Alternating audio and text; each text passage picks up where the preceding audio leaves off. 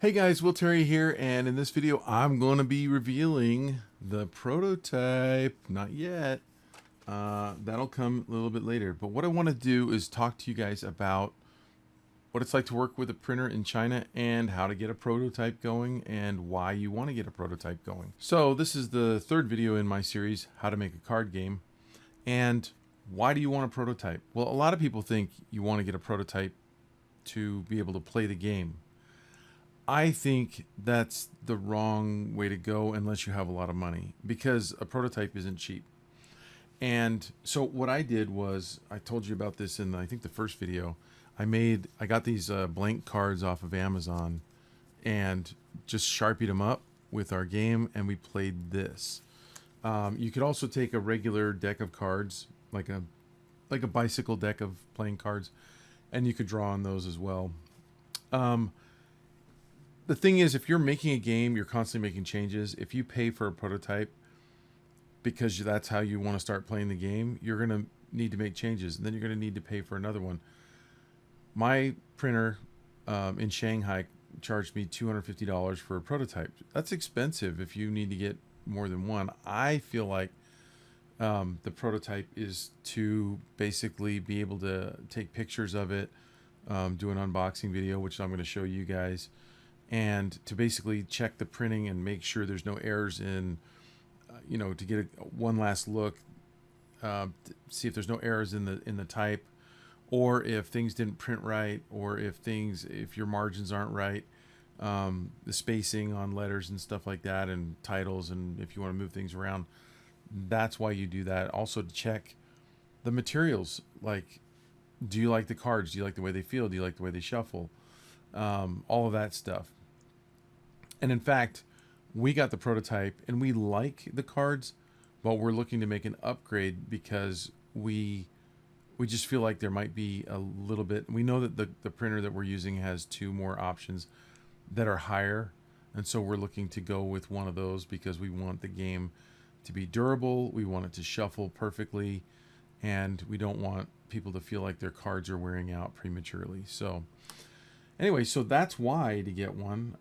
But the how is basically you find a printer, you pick a printer. Now, the way that I found my printer was the marketing company that I talked about in the last video, in video number 2, Launch Boom. They gave me 5 different suggestions for printers that their clients had worked with in the past that have done really great work. And they're like, don't mess around, don't try to get the rock bottom cheapest one, but you're going to China, you're already going to get a good price.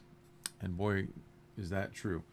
One of the printers that we contacted was Panda Games. Now, we didn't go with them, and simply because their price was, unfortunately, it was double what the other one was, the one that we ended up going with. But they sent this box, and this box, one, it gives you an idea of the boxes that they use for card games and how thick and durable they are. And then inside, they also give you samples of all the kinds of things that they can print and produce. The different paper stocks, the colors, die cuts, everything that you can imagine comes in this little sample kit.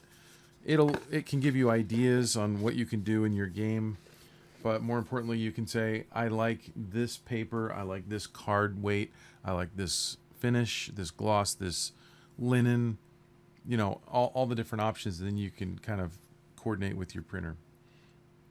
And then the second thing that you are going to want to do when you are looking to make a prototype is you're going to want to ask that printer for their templates. You don't want to make artwork until you get the sizes that you're working for. A lot of people make this mistake where they start making artwork, and then when they find out, well, their printer has a standard card size, or it's whatever the size is, then they got to modify that art to fit the card. No. Get the size first. Find out what the options are from your printer. Say, okay, do you have templates? They'll send you digital templates. Drop that into Photoshop or whatever computer program you're using, and then you just fit your artwork to those templates. They give you all the specs, and they tell you the resolution that they need, and you set it up. So that's laying out all the art. You get all the art ready for it, you send it off to them, and then quite simply you pay for it, and that's it. Then you wait for it to come, and then you open it. And we did an unboxing video, or I did an unboxing video, because I wanted to use it as a marketing tool. So think about that. If you're going to make a game, if you want to make an ad on Facebook or Instagram, and you want to do like a speed up unboxing, then don't just tear into it right away. Think about that when it comes. So I did that.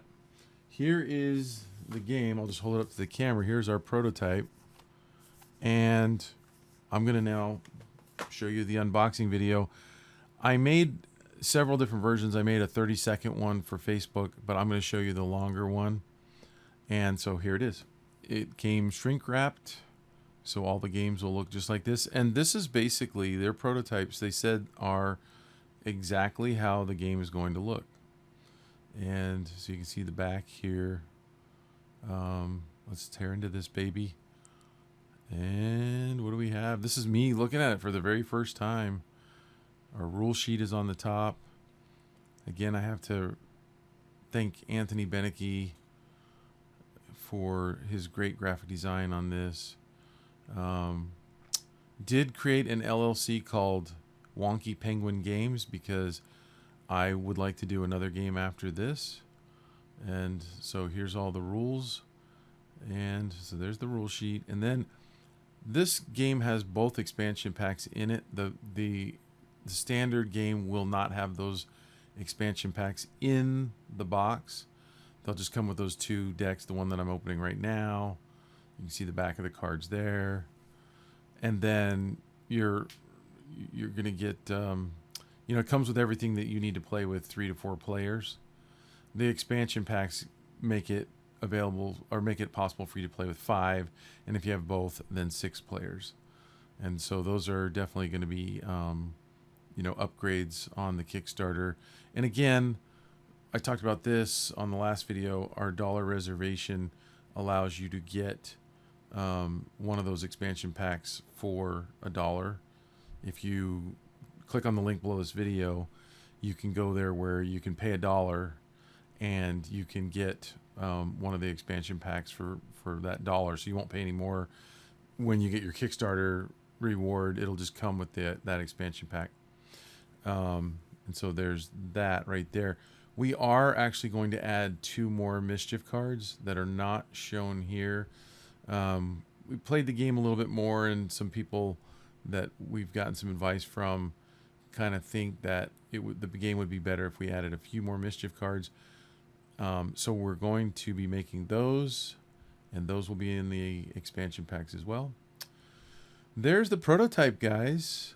And yeah, so thanks for watching, and make sure you watch my next video where I'm going to talk about all the Google Docs that I'm setting up and organizing, like my to-do list and like expenses, a spreadsheet, and stuff that might be boring to some of you if you're not thinking about making a game. But boy, if I were making a game, I sure would want to see this stuff.